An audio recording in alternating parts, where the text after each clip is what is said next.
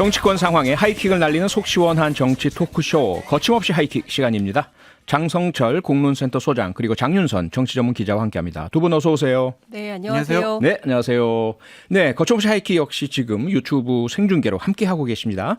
유튜브에서 표초원의 뉴스 하이킥을 검색하셔서 들어오시면 댓글과 질문 남기시면서 직접 참여하실 수 있으니까요. 많은 참여 부탁드리겠습니다. 네, 최근에 MBC 기자와 대통령실 비서관 사이에 공개 설전이 있었죠. 그리고 나서 오늘 윤석열 대통령이 출근길 문답을 중단했습니다. 대통령실 관계자는 이 문답이 윤석열 정부의 철학이다 이런 말까지 했었는데 이런 철학이 중단된 결정 어떻게 평가를 해야 될까요? 장성철 소장님 어떻게 평가하세요? 저는 유감이고 잘못됐다고 생각을 합니다. 왜냐하면 대통령께서 도어 스태핑에서 좀 구설수에 될 만한 말도 좀 해주시고 논란될 말도 좀 해주셔야 저희 같은 평론가가 표창원의 뉴스 하이킥 나와서 평론도 하고 할 말이 있죠. 네, 아이템도 될 텐데 그런 것들을 안 하신다니 너무나 서운하고 섭섭하다라고 먼저 말씀을 드리고 상당히 좀 잘못된 결정이 아닌가라는 생각이 들어요. 왜냐하면 우리 국민이 언론이 약식 기자회견 매일 해주세요. 가끔 해주세요. 한 적 없잖아요. 그렇죠. 본인들이 약속했어요. 저는요 소통하는 대통령이 되겠습니다. 국민 여러분. 그러기 위해서 약식 기자회견 저희들 할게요. 대통령께서 날 생각을 국민 여러분께 언론인 여러분들께 알려드릴 겁니다. 우리 소통하는 대통령 많이 격려해 주세요. 그것이 바로 윤석열 대통령의 철학입니다. 본인들이 얘기했어요. 그랬죠. 그렇게 하겠다고 약속을 했고요. 근데 그거를 본인들 스스로 제가 생각하기엔 좀 말도 안 되는 이유를 대서 안 하겠다고 하는 것은 국민에 대한 약속에 대한 배반이다라고 말씀드립니다. 약속의 배반이란 말씀. 기자로서 장윤선 기자께서는 어떻게 보십니까, 이 사안? 뭐 비슷한 생각인데요. 그 6월 달이었잖아요. 그러니까 그 취임 1개월을 맞이하면서 용산 시대 개막을 선포하면서 이제 새로운 시대 그리고 뭐 기자실하고 대통령이 함께 집무하는 공간 뭐 이렇게 홍보를 많이 했었거든요. 그리고 그 어떤 상황 굉장히 실언들이 많이 나왔었잖아요. 그래서 뭐 정책을 오늘 결정했다 내일 뒤집고 막 이제 이런 이제 우픈 현실들이 있을 때 차라리 하지 마라라고 했을 때도 이거는 대통령의 의지다. 이건 반드시 관철한다라고 했었어요. 그리고 뭐 이따가 얘기하겠지만 가벽을 설치할 때도 이거는 뭐 대통령의 의지하고 무관한 거다. 도어 스태핑과 관계없다. 뭐 이런 얘기를 해서 상당히 기대를 했는데 결국에는 제가 보기에는 정말 말도 안 되는 이유로 중단을 하게 된 상황인 거거든요. 그래서 제가 오늘 대통령실 출입 기자들 취재를 좀 했는데요. 뭐 결국은 소통을 강화한다고 하고 이랬지만 결과적으로는 땡전 뉴스를 하려고 했었던 거 아니냐. 땡전 뉴스 오랜만에 듣습니다. 그러니까 오랜만에 잘 모르시는 분들도 계실 것 같은데. 젊은 세대는 잘 모르실 거예요. 그러니까 옛날에 전두환 정권 시절에 틀면 땡 9시 뉴스 땡 하면은 전두환 대통령 각하께서는 막 이렇게 나왔었거든요. 모든 공영방송 뉴스가 똑같이 시작을 했죠. 그러니까 권위주의 정부들은 대체로 그렇죠. 근데 이제 이거 하자는 거 아니냐. 그렇지 않고서야 본인이 하고 싶은 말을 기자들은 그냥 받았어. 그냥 전달해. 이런 홍보 기구 혹은 정권의 나팔수 뭐 이런 걸로 전락시키려고 했었던 거 아니냐. 그렇다면 사실 우리도 꼭 필요 없다. 그러니까 무슨 얘기를 하냐면요. 솔직히 말하면 기자들 입장에서는 오늘 아침에 발제 뭐 하지? 이렇게 뭐 기사 쓸 거 이제 써내잖아요. 발제거리 없었는데 그 대통령의 도어 스태핑으로 다 발제거리가 커버가 됐었는데 그거 하나 없어지는 거다. 뭐 이런 얘기들까지 지금 나오고 있는 겁니다. 대통령실 그 출입하는 기자들이 그 금요일 날 그 엄청난 소란 이후에 상당히 지금 내부가 뭐랄까요? 긴장과 갈등, 반목 뭐 이런 것 기자들 사이에요? 기자들 사이에 이제 MBC 문제를 어떻게 처리할 것인가를 둘러싸고 상당한 갈등이 있는 걸로 알고 있습니다. 저는 이게 참 상당히 그냥 안 한다 하나 본인이 도어 스태핑 안 한다 그 차원의 문제로만 그칠 것이 아니라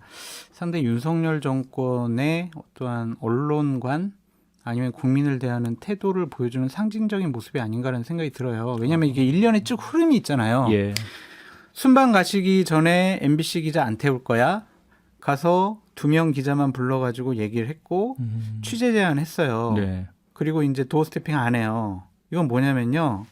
장윤성 기자님 말씀하시는 거와 비슷한 맥락인데 내가 보여주고 싶고 내가 하고 싶은 말만 당신들은 좀 받았어. 이러한 느낌을 줄 수 있을 것 같아요. 네. 이렇게 되면은요, 기자들은 자기 검열할 것 같아요, 스스로.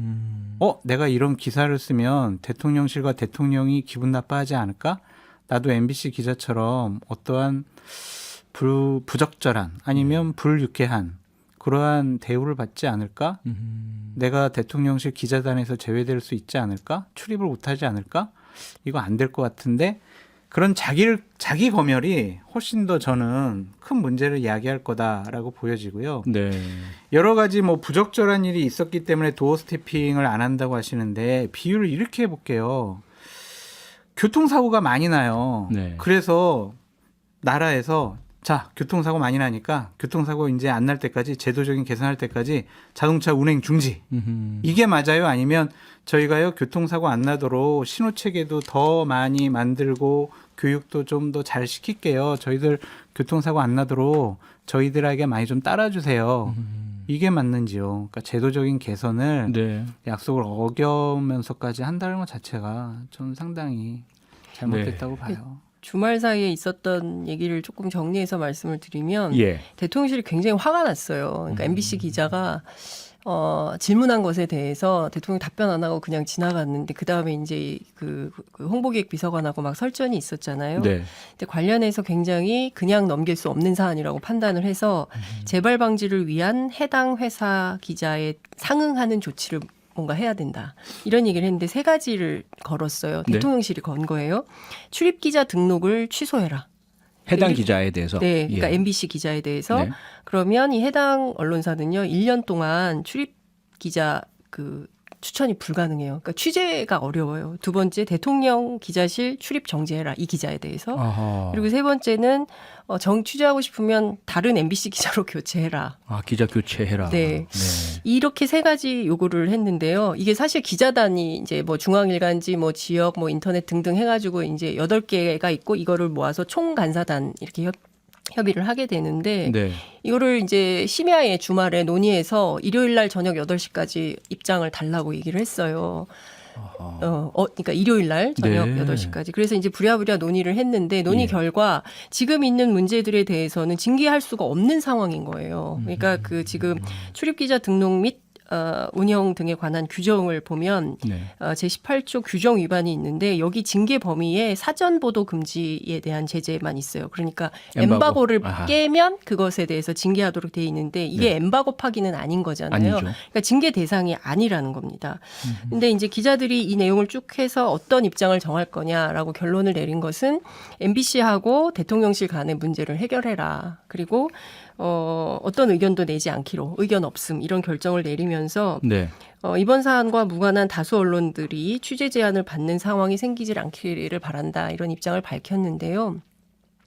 저는 기자단이 이렇게 나오는 것도 옳지 못하다라는 생각이 좀 듭니다. 왜냐하면 앞서 이제 자기검열 말씀하셨지만 네. 지금 이게 MBC만의 문제로 끝날 것인가에 대한 깊은 고민이 좀 필요하다고 생각이 좀 듭니다. 예. 다음 타겟이 또 될 수 있죠. 누군가가 예컨대 대통령의 심기를 건드리거나 불쾌하게 했거나 사실을 보도했음에도 불구하고 그 사실이 아니라고 주장을 하고 막 이제 쟁점을 흐리면서 여기까지 온 거 아니겠습니까? 네. 국민의 70%는 바이든이라고 들었는데 날리면이라는 거잖아요. 이 부분에 대해서 계속 논란을 반복하고 있고 이거는 MBC뿐만 아니라 140개가 넘는 국내 언론 그리고 전 세계 유수의 언론들이 다 썼는데도 아니라고 주장을 하는 겁니다. 예. 그러니까 진실이 아닌 거로 계속 바꾸고 있는 이 과정을 어떻게 할 것인가. 이후엔 그럼 이런 일이 없겠는가. 남은 임기 4년 6개월 동안 또 네. 있을 수 있다는 거죠. 그래서 저는 제 생각에는 지금 대통령실 출입기자단이 조금 더 잘 생각을 해볼 필요가 있겠다라는 생각이 좀 듭니다. 예. 사실 뭐 일부에서 그런 말씀 주셨지만 과거에 드레피스 사건, 에밀 졸라 뭐 볼테르라면 이렇게 얘기했을 것이다라고 네. 알려졌던 이야기들이 지금 다시 회자되고 있지 않습니까? 이렇게 되면 앞서 이제 대통령실 출입 기자들 사이에 반목이 있다는 것 자체가 대단히 슬프게 들리는데 네. 당신 때문에 우리 취재가 힘들어지고 기사거리 안 나오니 당신이 어떻게 좀 양보해봐 이렇게 들리거든요. 그렇죠. 어떻게 보세요, 장선수 소장님? 대통령실 출입 기자들이 참 규정에 맞지 않은 결정을 하기도 어렵겠죠. 그렇다고 예. 대통령실을 출입을 하는데 그 기자 편 들 수도 없고 그렇다고 기자의 양심을 버려서 대통령실 편을 들 수도 없고 상당히 좀 곤란한 지경인 것 같아요. 그래서 애매모호한 결정을 내린 것 같습니다. 네. 우리 뭐 상관 안 할 테니까 알아서 해 이거 같은데 예.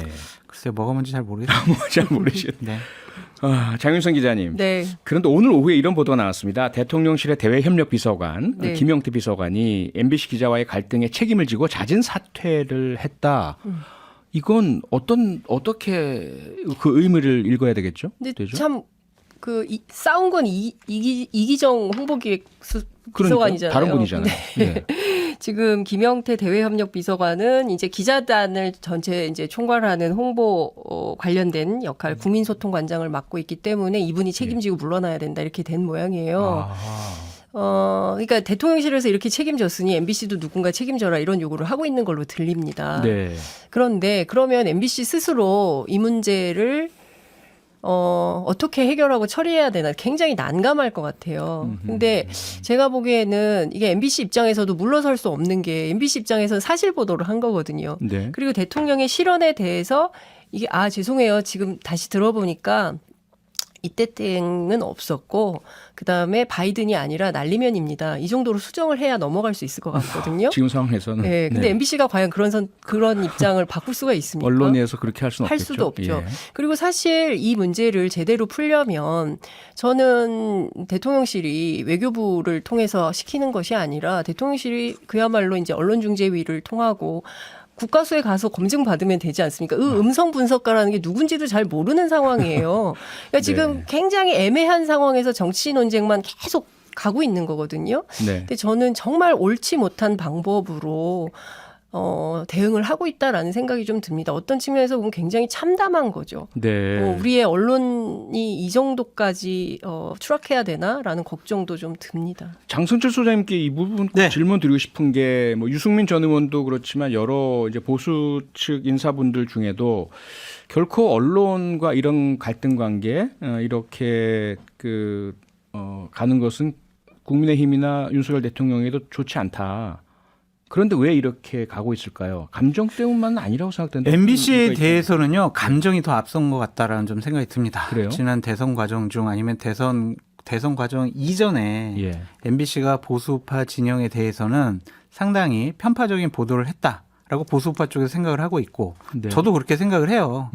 조금 민주진영 아니면 이재명 후보에 대해서는 좀 관대하게 보도하고 예. 또 의혹도 보도를 제대로 안 한 것도 있다. 하지만 윤석열 후보에 대해서는 또 그 가족에 대해서는 보도를 상당히 엄격하게 했다. 이것은 좀 네. 편파적이 아니냐. 그렇게 저도 생각을 합니다. 예. 그렇더라도 이러한 방식으로 푸는 것은 옳지 않은 것 같습니다. 대통령실에서 도어 스태핑을 안 한다고 하면서 가벽을 세웠잖아요. 네. 그 가벽은 어찌 보면 대통령실과 대통령과 국민, 언론과 나누는 정말 큰 장벽이 될 수 있겠다라는 생각이 들어서 예. 그 가벽이 상징적으로 보면 대통령과 국민 사이의 단절을 의미하는 것이 아니냐. 이제는 내가 국민 앞에 나서지 않겠어. 소통하는 대통령이 되지 않겠어. 라고 생각을 하시는 것 같아요.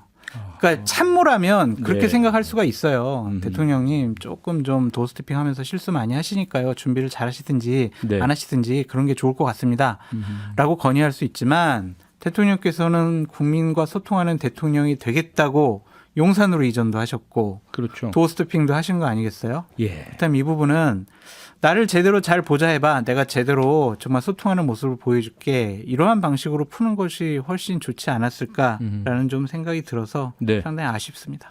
네, 뭐 아쉬움으로 그쳐서는 안 될 것 같은데 문제는 계속 뭐 지지율도 네. 관련해서 이렇게 오르지 않는 모습을 보이고 있는 것 네. 같고요. 네. 그렇다면 의문이 드는 것이 감정 때문만은 아닐 것 같고 뭔가 그렇게 대립각을 세우고 앞서 말씀하신 것처럼 보수파에서 좀 감정적인 보도를 해왔다고 보시는 MBC에 대해서 이런 응징을 하는 것을 좋아하시는 지지층 이분들을 위해서 이렇게 하는 것은 아닐까? 이런 의문은 어떻게 생각하세요? 아니 그 분들뿐만이 아니라 본인들도 그렇게 생각을 하니까 일단 화가 나니까 화는 풀어야 되는 것 같기도 하고 네. 그리고 MBC가 그동안 많은 뭐 편파 보도, 왜곡 보도 해온 것에 대해서도 좀 바로 잡아야 되겠다고 생각하는 것 같기도 하고 또 보수파 진영에 있는 사람들은 김재원 전 의원 같은 경우에는 속 시원하다 막 이런 얘기도 하고 그러게요. 정말 오늘 보니까 국민의힘 소속 의원분들, 예. 비대위원들 정말 잘했다라고 막 여러 가지 글을 올리더라고요. 과연 이게 맞는 것이냐라는 생각이 듭니다. 어쨌든 MBC가 편파 보도한 거 바로 잡아야 한다라는 생각을 갖고 있고 그것을 이러한 방식으로 푸는 것 또한 잘못된 것이다라고 말씀드려요. 알겠습니다. 민주당 쪽으로 좀 가보죠. 이재명 대표 최측근 정진상 대표실 정무조정실장이 구속됐습니다. 이 대표는 유검무죄, 무검유죄라면서 결백을 강조했습니다만 정진상 실장 구속 계기로 이재명 대표가 과연 언제 소환될 것인가, 일부에서는 연내 소환될 것이다 이런 이야기까지 나오고 있고요. 장윤성 기자님 어떻게 보세요? 언론들이 이제 그렇게 쓰고 있는 것 같고요. 예. 민주당 내부에서도 그렇게 보는 분들도 계시고요. 아니다. 연말까지 예결위가 계속 있고 예산국회가 진행되기 때문에 12월 31일까지는 뭐 쉽지 않지 않겠냐. 내년 정도에는 모를까. 그렇지만 소환 조사가 없을 거라고 생각하시는 분은 없는 것 같아요. 아, 시기의 문제다. 네, 시기의 문제다. 이렇게 보는 측면이 있는 것 같고요. 네. 그리고 어찌됐든 당 내부는 좀 충격인 것 같습니다. 그러니까 이를테면은 그동안 그 상당히 무죄를 주장해 왔는데 적어도 정진상 실장이 2급 공무원이라고 해요. 별정직 2급. 그러니까 2급 상당의 당직자가 다른 것도 아니고 뇌물 사건으로 구속이 안 된다고 했는데 구속이 됐고 물론 23일 날 접부심 결과 또 어떻게 될지는 모르겠습니다만 이런 상황이기 때문에 그러면 단 이 두 분이 일전 한 푼도 안 받았을까? 잘 모르겠다. 이런 시각이 있는 것 같아요. 네. 그렇지만 당 내부에 존재하는 시각은 이재명 대표에 대해서는 좀 다른 생각을 갖고 있는 것 같습니다. 이재명 대표는 이게 연관성이 없다. 뭐 재판 과정에서도 뭐 쭉 나오겠지만 네. 지금 전반적으로 유동규, 남욱 두 사람의 진술에 의한 것이고 이제 24일 날 이제 김만배가 풀려나서 김만배가 또 어떤 진술을 하게 될지는 모르겠으나 결과적으로 지금 증거 없이 진술에 의존해서 가고 있는 거 아니냐에 대한 불신이 있고 그리고 그 이 두 사람 김용 그리고 정진상 변호를 맡고 있는 변호인단은 무죄를 주장을 하고 있고 그 제가 오늘 정진상 변호인 중에 한 분을 배웠는데 아무리 봐도 무죄다. 그래서 본인은 이제 법률에서 이길 수 있다. 물론 변호인이니까 뭐 그럴 수도 있는데, 막 이렇게 그 서류를 검토하다 보면 이건 유죄다, 이건 무죄다 이렇게 감이 온대요. 근데 본인이 보기에 이것은 무죄다 이렇게 확신을 하는데 당 내부에서는 조금 이거 좀 어려운 거 아니야 이렇게 보는 시각도 존재하는 것 같습니다. 네, 장선철 소장께서 보시는 이러한 시각 민주당 내에서 어쨌든 이재명 대표하고는 상관이 없지 않겠느냐라는 그런 믿음. 또 하나는 한쪽에서는 그렇다 하더라도 일단 구속된 두 측근 정진상, 김용 두 분과 당이 어떻게 뭐 이렇게 지지한다든지 옹호한다든지 이런 모습은 이제 좀 그만해야 될 것 아닌가라는 시각도 있는 것 같고요. 어떻게 보세요? 당연히 그만해야죠. 민주당을 위해서 뭔가 일을 하다가 지금 구속당한 게 아니잖아요. 성남시장 시절에 있었던 개인적인 의혹 비리에 대해서 구속당한 거잖아요. 왜 민주당이 앞장서서 이거를 옹호하고 방어하고 해명을 하고 다니냐고요. 자칫 잘못하면 민주당 진영 자체가 무너질 수가 있다. 진흙탕에 빠질 수 있다라고 저는 계속 주장을 하고 있고 저는 민주당이 또한 민주당을 지지하는 지지층 분들이 이재명 당대표에게 그렇게 연연하지 않으셨으면 좋겠어요. 아프게 뭐 들릴 수 있겠지만 정과 사범입니다. 그리고 형석에 욕설한 분이에요. 품성이 문제가 있다라고 비판을 많이 받았습니다. 그리고 책임질지도 모릅니다. 대선에서 졌습니다. 지방선거에서 총괄선대위원장으로서 지방선거 졌잖아요. 그런 정치적인 책임 안 지고 본인은 나와서 배지 달고 당대표 됐습니다. 이렇게 정치적으로 선택과 판단에 자신의 이익을 위해서 판단하는 분을 왜 민주당에서 본인들의 지도자로 생각을 하고 왜 옹호를 하냐고요. 그러니까 이런 부분에 대해서는 철저하게 선을 긋기를 바랍니다. 이재명 당대표가 그대로 있는 한 그리고 검찰의 수사가 계속되는 한 그리고 측근들이 계속 구속되고 이재명 당대표가 소환 조사받고 기소받는 한 이재명 당대표가 민주당의 지도자로 있는 한 민주당은요 지지율이 그렇게 올라가지가 않을 것 같아요. 국민의힘과 대통령이 저렇게 죽을 쓰고 못하더라도 뭐 오늘 리얼미터는 다르지만 다른 여론조사를 보면 그렇게 썩 반사이익을 못 누리고 있단 말이에요. 그래서 이재명 당대표에 대해서는 좀 다르게 생각을 하시라. 예를 들면 당신 당대표 그만두고 개인적으로 예전에 했던 비리 의혹 이런 거 다 좀 클리어하고 그다음에 다시 복귀하세요. 이게 맞지. 네. 계속 민주당이 모든 분들이 나서서 방어하는 건 맞지 않은 것 같습니다. 장윤성 기자님, 그런데 뭐 계속 나온 이야기긴 하지만 검찰의 야당 탄압, 네. 어제 오늘 일도 아닌데 문제 제기되고 혹은 뭐 이렇게 구속이나 기소됐다는 이유만으로 자꾸 당이 외면해버리면 정당으로서의 제대로 된 역할이냐 이런 입장이 계속 나오고 있지 않습니까? 네, 그러니까 제가 오늘 좀 민주당 내부 여러 의원들 취재를 했는데요. 예. 그럼에도 불구하고 이재명은 지켜야 된다라는 여론이 조금 우세한 것 같습니다. 이유가 있는데요. 예. 대표기 때문에 그렇습니다. 대표라서. 그러니까 정진상, 김용 잘 모르겠다. 솔직히 말하면. 그래서 이 두 사람이 성남시에 있을 때 관련해서 어떤 일이 있었는지 우리는 확언할 수 없다. 근데 다만 이재명 대표가 본인은 관계없다고 분명히 이야기를 하고 있고 네. 그리고 그 부분에 대해서 신뢰할 수 있으니 그리고 이재명 대표를 지켜야 된다라는 얘기를 하고 있고요. 예.